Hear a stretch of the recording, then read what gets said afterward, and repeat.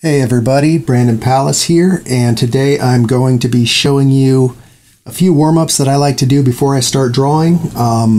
You might like them too, or at least it might give you a few ideas of things you can try on your own. So let's go ahead and get right into it.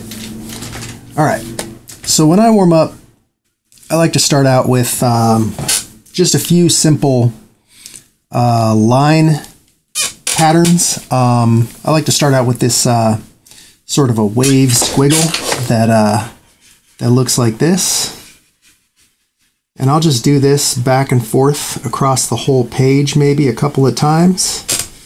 Just go all the way to the end there. Let's see.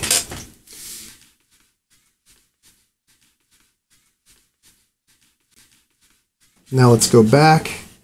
And we can kind of, you can go slow and try to do these like, well, it's not so good when I go slow, but you can go slow and try to do them precise, or you can speed up and really, here I'm letting them overlap a little. You can play with the spacing, make them tight, make them wide, loose, get smaller, get bigger.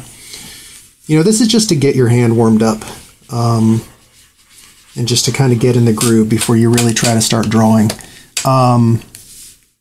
Next, I like to do these sort of zigzaggy squiggles. They're going to be kind of like N's or W's or M's. And I like to put some swing on it like this and let it kind of go back and forth as I'm doing it. And like the last one, we can get tighter, we can get looser, we can get bigger. Just go both ways, try to get our hand, trained to draw in different directions. Usually we're all going to have certain angles and directions that we're better with, but, it's good to try to cover all your bases. So I'll do a few lines of these. Just kind of swing it to the left, swing it to the right, alternate. Yeah, that's pretty good stuff. Getting the hang of it here. Sometimes you'll get little loops at the end. You can do that on purpose if you want, or you can try to avoid that. All right, that's enough of those. There's also one I like to do that's like a cloud or smoke sort of line pattern. Looks like this. It's just a bunch of little C curves, just one after the other, just varying the size, varying the angle. You can go one little section of line at a time, kind of like picking up the pen and resetting it each time, or you can just go straight without resetting. That's more challenging, but it's also more efficient, and if you get good at it, it kind of gives you a good look. Now I'll go the other way. I'm much worse going backward with this. If I go upside down though, that's almost the same as doing it the first way. Does that make sense? Anyway, let's try to really get some, let it double back on itself here. Now I'm going to make small ones. Now do some big ones. Now try to alternate big, small, big, small. Go back the other way. And just do a bunch of those.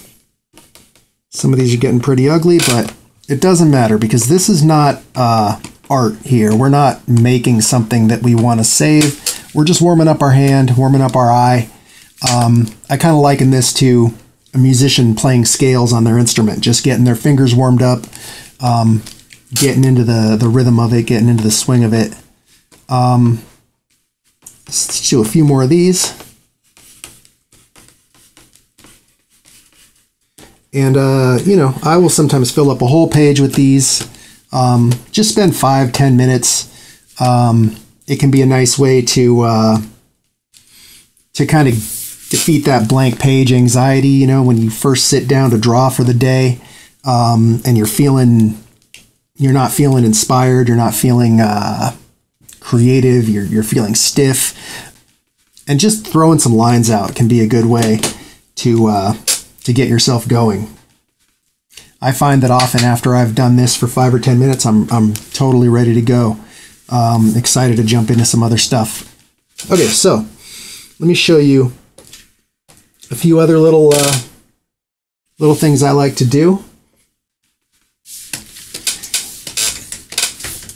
There's some weird little shapes that I kind of like to make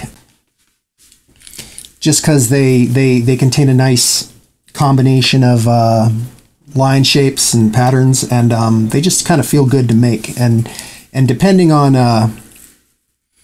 how you like to draw, these can actually be, you know, patterns that you can incorporate into your work. So first one I do is this kind of little, it's like a squiggle with a tail. It's almost like a shepherd's crook. And I'll just do a bunch of these, like different variations. You can see that some of these have more of just like a straight line or one like long curve, and some of them have these kind of multiple curves. And it really doesn't matter because you can go up, because these are just practice, just getting, like everything else here, it's just getting our hand going. So I can do a bunch of those. It's almost like a long squiggly question mark. And then there's a similar one that I like to do that's kind of a tight squiggle that then stretches out.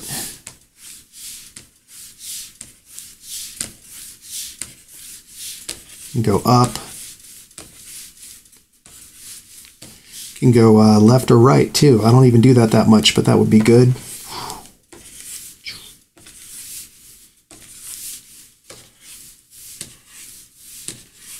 Let's try some of those canes going sideways.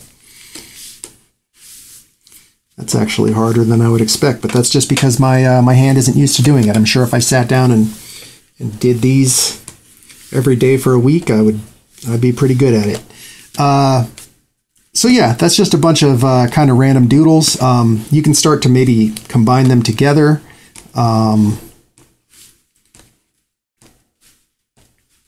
Stuff like this, you know, again, not making any serious art here. Just playing with lines and just playing with shapes and just getting our hand moving. I think that about covers what I wanted to show. You know, you can make up your own stuff. Maybe you want to just do some like spirals, or, you know, maybe you just want to draw circles. You know, I have some friends that like to do some very precise warm-ups with lines and circles, and that's great too. And that's probably worth your time. Right here, this is more about just kind of loosening up and getting into the swing, what I'm showing here. But, you know, any kind of practice you do is going to be helpful. This is what I like to do. I encourage you to try it out. Maybe you're not a big fan of this, but maybe it gives you some ideas of something else you can do. So, hope that was helpful, guys. Thank you for watching, and I'll catch you next time.